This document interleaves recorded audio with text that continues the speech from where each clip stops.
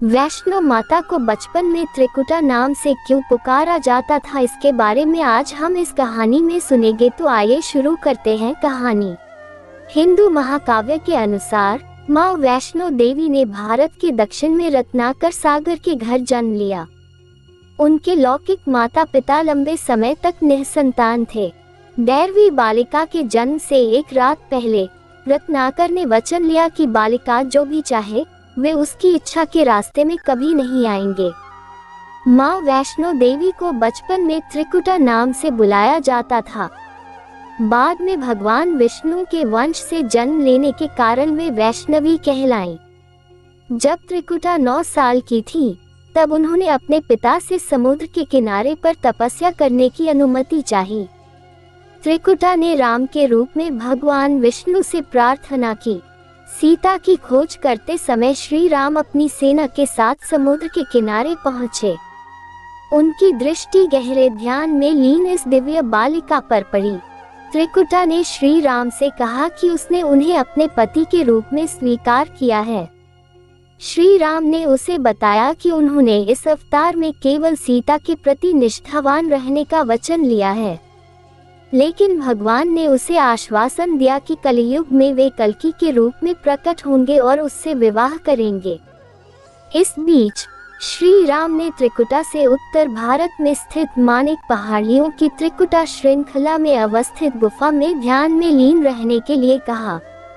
रावण के विरुद्ध श्री राम की विजय के लिए मां ने नवरात्र मनाने का निर्णय लिया। इसलिए उक्त संदर्भ में लोग नवरात्र के 9 दिनों की अवधि में रामायण का पाठ करते हैं। श्री राम ने वचन दिया था कि समस्त संसार द्वारा मां वैष्णो देवी की स्तुति गाई जाएगी। त्रिकुटा वैष्णो देवी के रूप में प्रसिद्ध होंगी और सदा के लिए अमर हो जाएंगी। समय के साथ साथ देवी मां के बारे में कई कहानियां उभरी। ऐसी ही एक कहानी है श्रीधर की। श्रीधर मां वैष्णो देवी का प्रबल भक्त थे। वे वर्तमान कटरा कस्बे से 2 किमी की दूरी पर स्थित हंसली गांव में रहता थे। एक बार मां ने एक मोहक युवा लड़की के रूप में उनको दर्शन दिए। युवा लड़की ने विनम्र पंडित से भंडारा, भिक्षुकों और भक्तों के लिए एक प्रीतिभोज आयोजित करने के लिए कहा। पंडित गांव और निकटस्थ जगहों से लोगों को आमंत्रित करने के लिए चल पड़े। उन्होंने एक स्वार्थी राक्षस भैरवनाथ को भी आमंत्रित किया। भैरवनाथ ने श्रीधर से पूछा कि वे कैसे अपेक्षाओं को पूरा करने की योजना बना रहे हैं। उसने श्रीधर को विफलता की स्थिति में बुरे परिणामों का स्मरण कराया। चूंकि पंडित जी चिंता में डूब गए, दिव्य बालिका प्रकट हुई और कहा कि वे निराश न हो, सब व्यवस्था हो चुकी है। उन्होंने कहा कि 360 से अधिक श्रद्धालुओं को छोटी सी कुटिया में बिठा सकते हो। उनके कहे अनुसार ही भंडारा में अतिरिक्त भोजन और बैठने की व्यवस्था के साथ निर्विघ्न आयोजन संपन्न हुआ। भैरवनाथ ने स्वीकार किया कि बालिका में अलौकिक शक्तियां थीं और आगे और परीक्षा लेने का निर्णय लिया। उसने त्रिकुटा पहाड़ियों तक उस दिव्य बालिका का पीछा किया। 9 महीनों तक भैरवनाथ उस रहस्यमय बालिका को ढूंढता रहा जिसे वह देवी मां का अवतार मानता था। भैरव से दूर भागते हुए देवी ने पृथ्वी पर एक बाण चलाया जिससे पानी फूटकर बाहर निकला। यही नदी बाणगंगा के रूप में जानी जाती है। ऐसी मान्यता है कि बाणगंगा बाण तीर्थ में स्नान करने पर देवी माता पर विश्वास करने वालों के सभी पाप धुल जाते हैं। नदी के किनारे, जिसे चरण पादुका कहा जाता है, देवी मां के पैरों के निशान हैं, जो आज तक उसी तरह विद्यमान हैं। इसके बाद वैष्णो देवी ने अधकावरी के पास गर्भजून में शरण ली, जहां वे 9 महीनों तक ध्यान मग्न रही और आध्यात्मिक ज्ञान और शक्तियां प्राप्त की। भैरव द्वारा उन्हें ढूंढ लेने पर उनकी साधना भंग हुई। जब भैरव ने उन्हें मारने की कोशिश की तो विवश होकर वैष्णो देवी ने महाकाली का रूप लिया।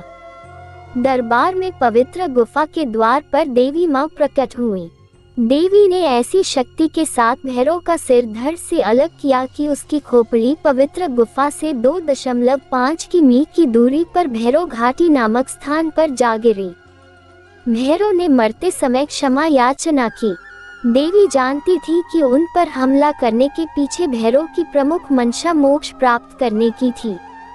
उन्होंने न केवल भैरव को पुनर्जन्म के चक्र से मुक्ति प्रदान की, बल्कि उसे वरदान भी दिया कि भक्त द्वारा ये सुनिश्चित करने के लिए कि तीर्थ यात्रा संपन्न हो चुकी है, यह आवश्यक होगा कि वह देवी मां के दर्शन के बाद पवित्र गुफा के पास भैरवनाथ के मंदिर के भी दर्शन करें। इस बीच वैष्णो देवी ने 3 पिंड सिर सहित एक चट्टान का आकार ग्रहण किया और सदा के लिए ध्यानमग्न हो गईं। इस बीच पंडित श्रीधर अधीर हो गए। वे त्रिकुटा पर्वत की ओर उसी रास्ते आगे बढ़े जो उन्होंने सपने में देखा था। अंततः वे गुफा के द्वार पर पहुंचे। उन्होंने कई विधियों से पिंडों की पूजा को अपनी दिनचर्या बना। देवी उनकी पूजा से प्रसन्न हुई। वे उनके सामने प्रकट हुई और उन्हें आशीर्वाद दिया। तब से श्रीधर और उनके वंशज देवी मां वैष्णो देवी की पूजा करते आ रहे हैं। नमस्ते दोस्तों, अगर आप लोगों को हमारी यह कथाएं अच्छी लग रही हो तो कृपया हमारे चैनल को सब्सक्राइब करें ताकि इस तरह के वीडियो का नोटिफिकेशन आप पे सबसे पहले पहुंचे।